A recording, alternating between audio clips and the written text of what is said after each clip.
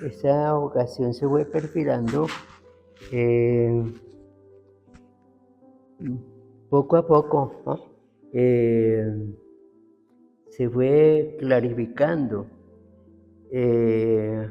analizando yo mi vida, ¿no? Y mi vocación. Yo encuentro que esa comenzó a la edad de 4 años, porque allá voy a resumir bastante porque pues no es posible, se necesitaría un libro para contar todos los detalles. Mi primera impresión que recibí de mi pueblo fue la de un misionero que andaba por los montes y que hablaba con los pájaros. Con el correr de los años, yo vine a descubrir pues que ese que andaba así hablando con las aves y todo eso era San Francisco de Asís. Bueno, nosotros dejamos Corinto,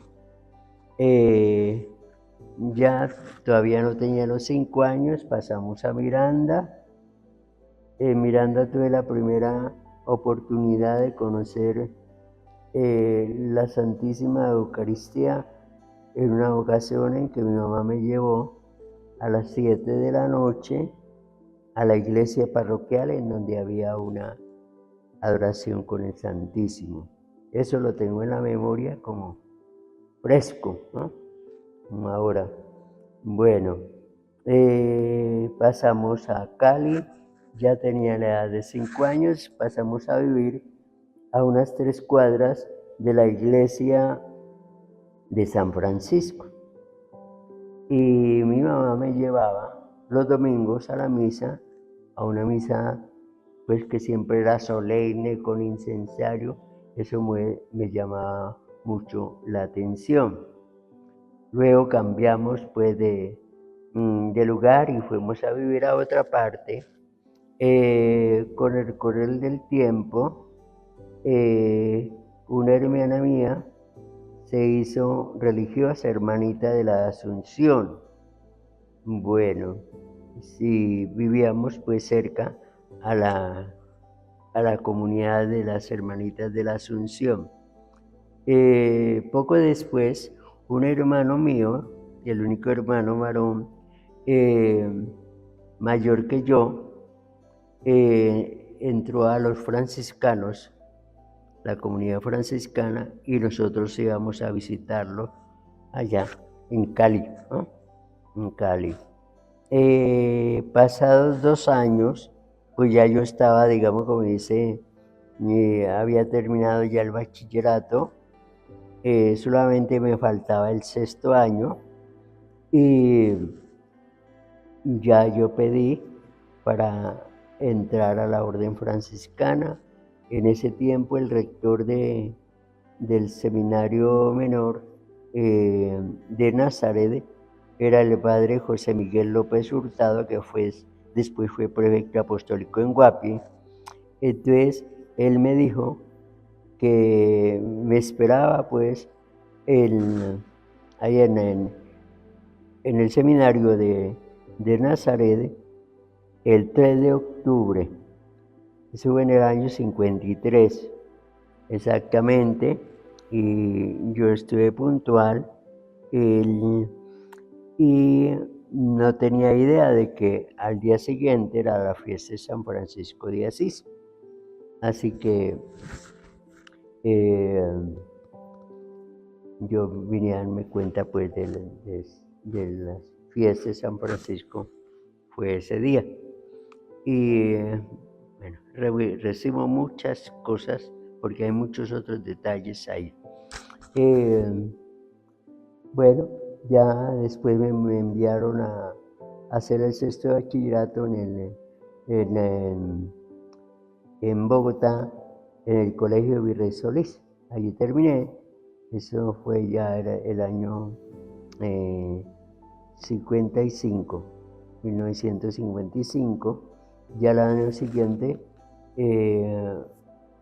entramos al noviciado, yo entré con otros 5 compañeros que ya también eran adultos, ya unos eran profesionales, el uno era odontólogo, el otro había estudiado pues cuestiones de agricultura, otro trabajaba en estadísticas, otro había estado en el ejército, y el otro había estado en un seminario en Antioquia, y todos eran ya, digamos, pues el de menos estudio era yo. Fuimos 6, todos nos ordenamos, todos siguieron en el sacerdocio, el uno pues se secularizó y se hizo secular y trabajó mucho en Cúcuta, y todos ellos ya fallecieron. El único que por ahí todavía me muevo por acá soy yo.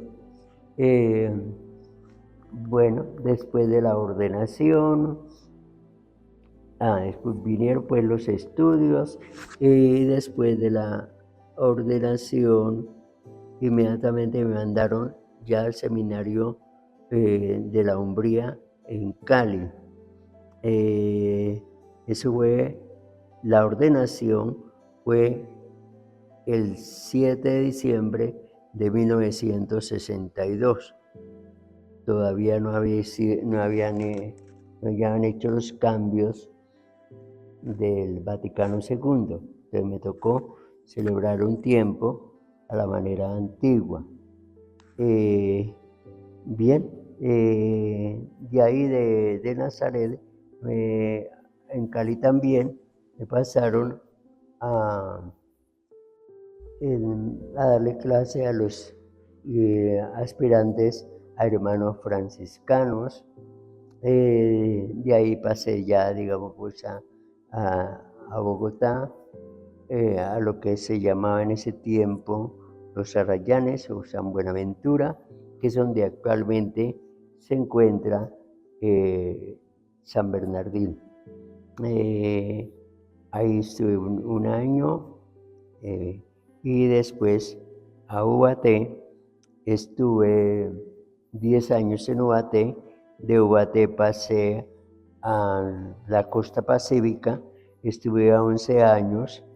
Allá se me ofreció la oportunidad de ir al África, porque el padre provincial, que en ese tiempo era el padre Héctor Lugo, fue y nos habló del proyecto África. Yo me apunté, otro fraile también se apuntó, pero pasó un tiempito y ya yo había pasado como párroco a López de Micay, donde hay actualmente tanta problemática allá. Allá me tocó una vez el primer ataque de la guerrilla, en ese tiempo era en la FARC. Y bueno, de ahí ya pasé un año a estudiar francés, aun cuando ya había estudiado bastante en el bachillerato, porque nos daban clase de francés, inglés y latín. Un año estuve allá. Después pasé ya a la misión en África, en donde permanecí durante 18 años. Yo tenía las ganas de quedarme por allá, pero el Señor cambia los planes. Entonces me regresé en el 2011. Al mes siguiente me enviaron a San Bernardino. Eso hubo del 2012 al 2014. Ya del 2014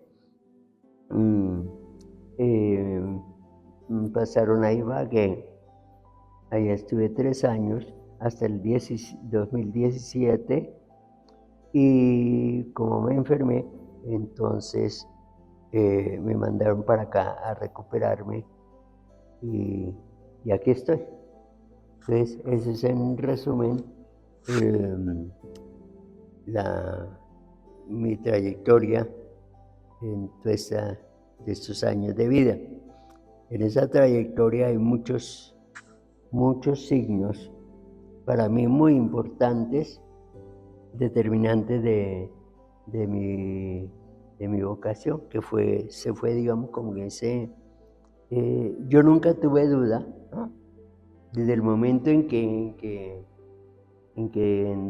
tomé la decisión, nunca tuve duda de lo que estaba haciendo, de lo que yo deseaba para, para llevar a cabo. Pues a mí todo me gusta, ¿no? Y en la orden franciscana yo no he encontrado obstáculo para nada, ¿no?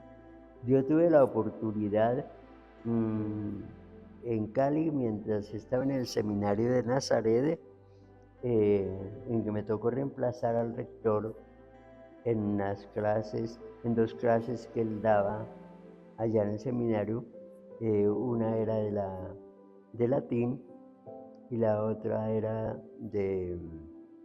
mm, ay, ya se me fue el- la palabra, de cooperativismo. Entonces yo no sabía nada de cooperativismo, me tocó ponerme a estudiar y eso me sirvió después para, cuando estuve en UAT, fundar una cooperativa que se llamaba Cooperativa Los Pinos. Esa cooperativa alcanzó a durar 25 años y a los 25 años se disolvió. Ya yo no estaba allí, ya había yo dejado, digamos, como dice, otros seculares que siguieran, ¿no? Estaban ya preparados, pero se metió un gerente que quería llevar la cooperativa por mal camino, ¿no? Y entonces fue cuando ya se disolvió. Otra cosa, que eso sí existe todavía, fue la fundación de Alcohólicos Anónimos. Después estuve viendo en el internet y resulta que ese grupito, el grupo de Alcohólicos Anónimos, también funciona allá y tienen su oficina. Eso es lo que yo pude, digamos, como dice, averiguar, ¿no? Contar. Bueno, uno aprende que cuando va a una tierra de misión, ¿no? A otras culturas, uno no puede meterse a meter la cultura propia, ¿no? en esos ambientes. Uno tiene que estudiar, ver cómo, ¿no? Y las cosas que con el tiempo, ya estando allá, ¿no?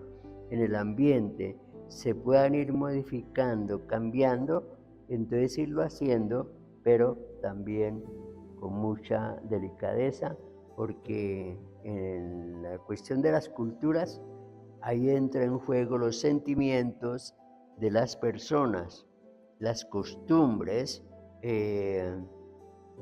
arraizadas, que la costumbre tiene, digamos, como dice, como parte esencial de la persona, los sentimientos. Y eso es lo que no se debe, digamos, como dice, atropellar, ¿no? Esa fue una de las experiencias que yo pude sacar de allá, ¿no? Por lo demás, la gente es muy entusiasta para el canto, para el teatro, y en eso también funcionamos con el canto y con la cuestión de teatro también, ¿no? Bueno, algo muy importante es no darle cabida a la duda, sino, ¿no? Es decir, ir perfilando, ¿no? la vocación, dándose cuenta de las exigencias de la vocación e ir respondiendo a esas exigencias de una manera positiva, ¿no? Eso es lo que yo, digamos, pues, en pocas palabras, puedo decir, ¿no? Porque nuestro Señor que llama, ¿no? Él da las gracias que necesitamos. Y si suponiendo que nosotros nos hubiéramos equivocado, ¿no? Y habernos metido en una vocación que, según nuestro parecer, no era la nuestra, y nosotros le pedimos la gracia al Señor, Dios nos va a dar la gracia que necesitamos para seguir adelante, ¿no? Porque Dios no tiene límites, ¿no? Porque Dios no lo podemos nosotros encasillar, ¿no? Porque Él nos hizo absolutamente libres, porque Él modifica, purifica nuestros errores, ¿no? Es decir, ¿no? Ser en eso, digamos, como dice, decididos, ¿no? Y hasta radicales en el sentido de celosos de la vocación. Es decir, necesitamos es generosidad para con Dios y Él hace todo lo demás.